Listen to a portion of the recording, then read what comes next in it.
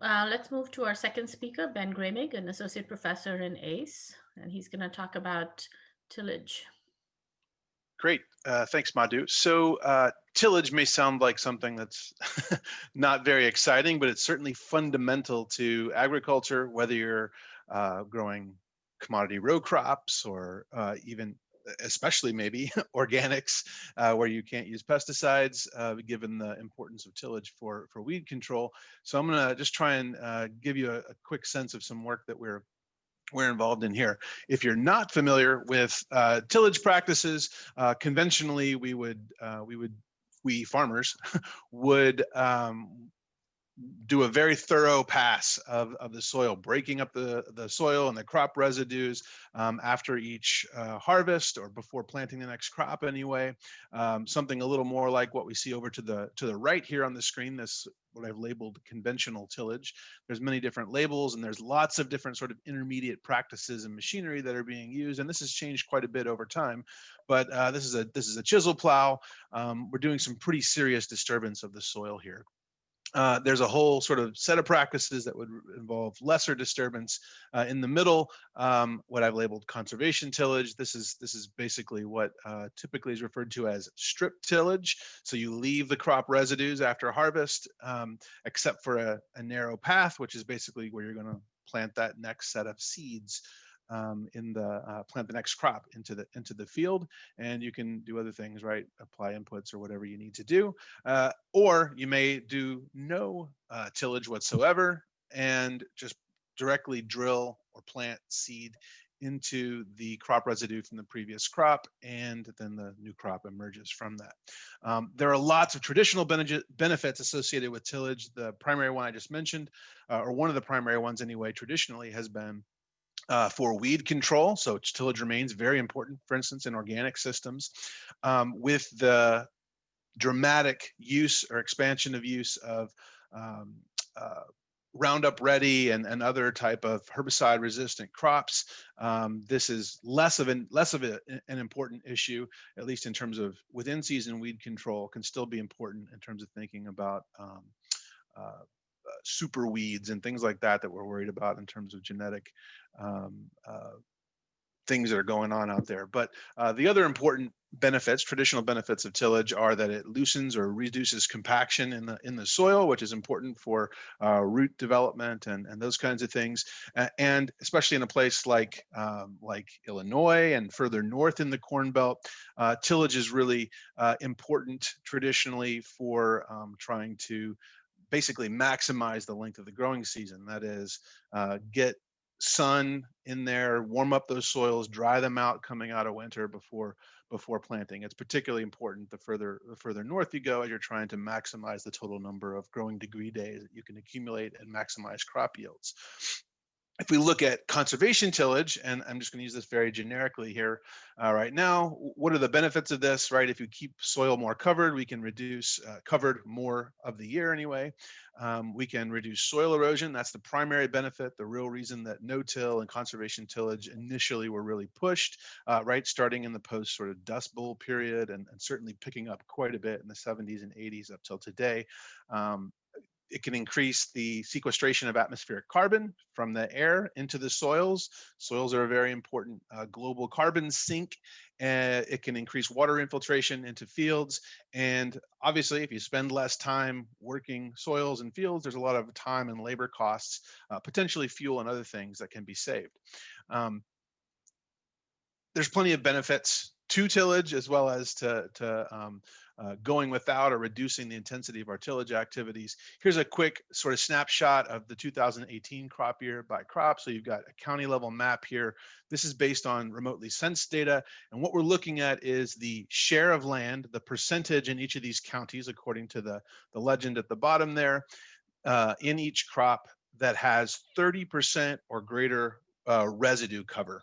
That those crop residues after the previous harvest of the crop, whether it was corn or soybeans. That's the predominant prior crop. But what you can see here, one, is that we have higher rates of conservation tillage usage in soybeans than we do in corn in general, which suggests that farmers alter their tillage practices based on, or indicates that they alter their tillage practices based on exactly which crop they're growing in a given year. That's important to think about in terms of what's going on with tillage selection. It also indicates, at least to some extent, that you have lower rates of conservation tillage usage the further north you go, especially for corn. More so than for soybeans. If you look at northern Iowa and up into Minnesota, which is a growing region of corn production in the U.S., then you can see sort of what's going on there in terms of differences. If we want to look at the economics that are associated with this, I'm actually providing some data here that is from a recent Farm Doc article. The citation is at the bottom, and these are data collected predominantly in Illinois on commercial grain farms. You can see a distribution in the pie chart on the left that shows the sort of different practices that are being used. So no-till and strip-till, the blue and orange sections here, are about a quarter of all acres based on the farms that are enrolled in this precision conservation management program, which is run by the Illinois corn growers. You've got the largest single share coming from this one light tillage pass group. And then you've got more intensive tillage, different types of two pass. The difference between light and medium here is one deep tillage pass versus no deep tillage passes, but two sort of slow passes. And when I say pass, I mean trips over the field with equipment. Okay, those things correlate strongly with costs, fuel costs, time costs, as well as machinery wear and tear, those kind of things. If you want to compare what the PCM has found in terms of relative costs, the costs are in blue, the non-land costs, and then the orange represents operator and land return, sort of a net return. Just thinking about the corn operations itself. The highest net return here comes from that light two-pass tillage system. It's about $10 or $12 difference, or $8 or $10 difference back compared to, say, something like strip till. But as you can see, more intensive tillage is the least attractive economically in terms of this net return measure. So there's a lot of economics that suggest less tillage might be a good thing, or we might expect to see more of it. So why don't we see more of it, right? That was the lead line here on my talk. In some sense, people have sort of looked over time, and we've kind of hit a plateau in terms of adoption. And yeah, there's some going back and forth and things that are changing. What are the obstacles to more people doing this, or why don't we see more of it? I was very surprised when I moved from Purdue to Illinois several years ago to see how much less conservation tillage, and especially no-till, is used on the landscape. Just lower overall levels of residue cover, more soil disturbance, things like that on average. Part of that is certainly topography, right? The flatter the land is, the less the reduction in erosion benefits.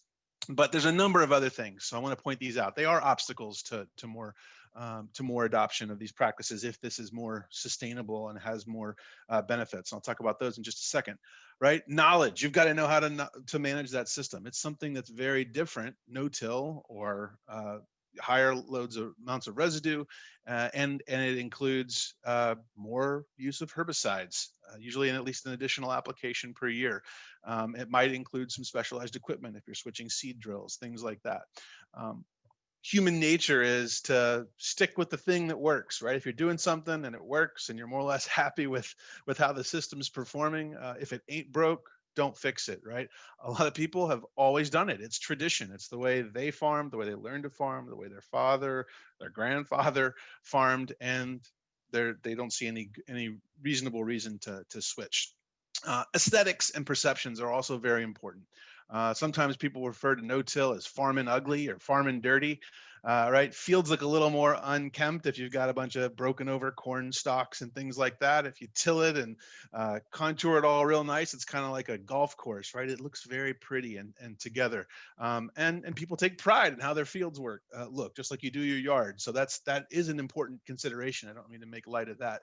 It also is important when we think about landlords and renting and lenders and other people that are involved, since we have a lot of rented land in action, and they expect to see things that they see elsewhere on the landscape. And they might ask, why are you doing this? Or why aren't you doing your tillage like so-and-so, or like we do it on our other farms or our other tenants?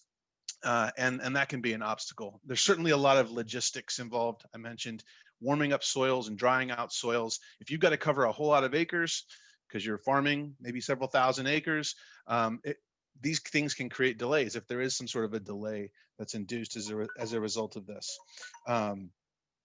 The opportunities here, just these are the last few points I'm going to make. I think to think about maybe overcoming some of these things or getting wider adoption of these, especially if there are net revenue neutral ways to think about transitioning more acres into these systems to get the environmental and other benefits that come with it. Certainly, there are federal programs to help with transitioning your tillage system, potentially in combination with other things, cover crops and so forth.